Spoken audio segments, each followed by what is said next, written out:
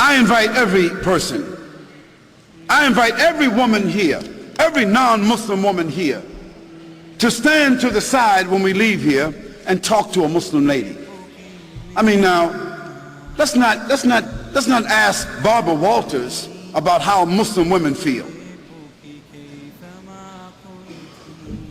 You know, let's not ask Tom Brokaw how Muslim women feel. Let's not ask CNN, ABC, Fox. Let's not ask the London Times or the Australian Times. Let's not ask non-Muslims about how Muslim women feel, how they live, what are their principles, what are their challenges. If you want to be fair, ask a Muslim woman. If I came to your house and I asked you, can I see your diamonds? Can I see your money? Can I see your jewels? Can I have your PIN number? You wouldn't give it to me, and you wouldn't have it in front of me. Well, our women, our wives and our mothers and our daughters, they're worth more to us, they're more precious to us than our diamonds, our gold, and our PIN number. That there is no one on this earth more beautiful than a Muslim woman. There's no one who comes close to that, who is a servant of Allah, who dresses to please Allah. Khaliful Mushrikeen, be opposite the people, the disbelievers. So when this woman, before she leave the house, like the other woman, she looks in the mirror. But they're looking in the mirror for something different. When the woman in the street look in the mirror, she looking to make sure she has the best style, she looks good, she can attract a man. But this woman, when she look in the mirror, she makes sure she's dressed appropriately. Make sure that Allah is pleased with her. Make sure she's covered. So when she go out in the street, that she covered to please Allah subhanahu wa ta'ala. And she does that, she's beautiful. If you want to be fair, ask a Muslim woman.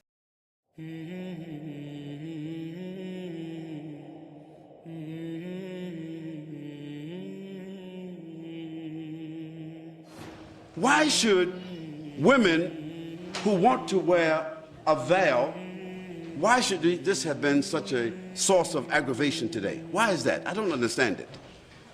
I mean, if a naked woman walked in this room here, meaning wearing a bikini or a G-string, we would be like, whoa.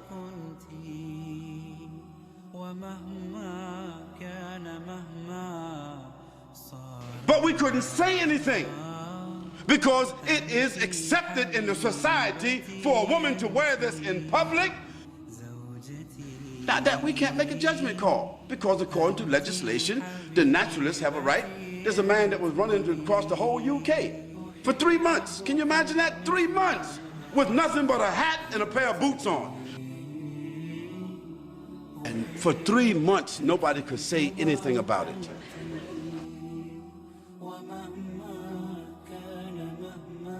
Well, I say that in a society where people are allowed to express themselves that way, why should there be a problem about Muslim women, whether in the schools or otherwise, choosing the preference to cover their heads or to cover their bodies with loose garments?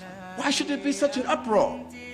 Why is there the need for the media to assault and say Muslims want to take over our society and Muslims want to impose their values upon us and so forth?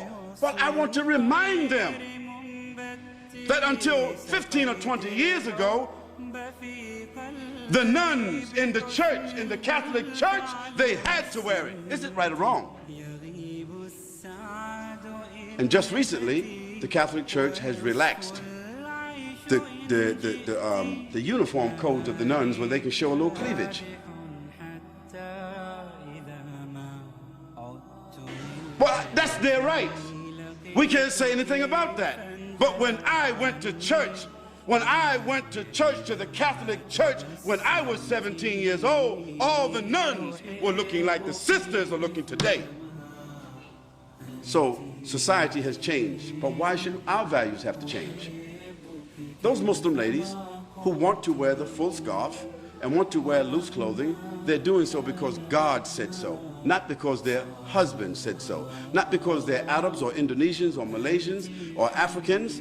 No, they're doing it because God says so. So if our religion, which is the same religion of Moses and Abraham and David and Solomon and Jesus and John the Baptist, if we have the same religion as all those prophets, and we are all monotheistic people basically, Christians and Jews and Muslims, taking our sources from the same, taking our scripture from the same sources, and we can see in the history of our religions that women dress this way consistently, then why is it an aberration because our women want to wear that today?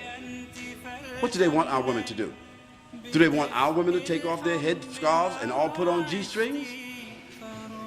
Would that be sad? Or now y'all all the same, now it's okay. No, we say it's not okay. And we say as Muslims we have the right to preserve what we consider to be decent and dignified clothing and apparel and appearance. And we think that we are fortifying. We think that we are making a good moral contribution. We think that we are doing something that will support the morals, the principles and the status of women in this society. We say that's what we think we're doing.